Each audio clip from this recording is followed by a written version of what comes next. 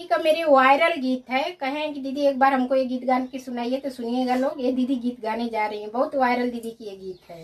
अरे की आजकल के लड़का वारा पिपर तर मारे नजारा, आजकल के लड़का वारा पिपर तर मारे नजारा, सोने की थाली में जेवना बनवाली, सोने की थाली में जेवना बनवली, जेवना जेवे आवारा पिपर तर मारे नजारा, जेवना ना जेवे आवारा पिपर तर मारे नजारा, आजकल के लड़का आवारा पिपर तर मारे नजारा, आजकल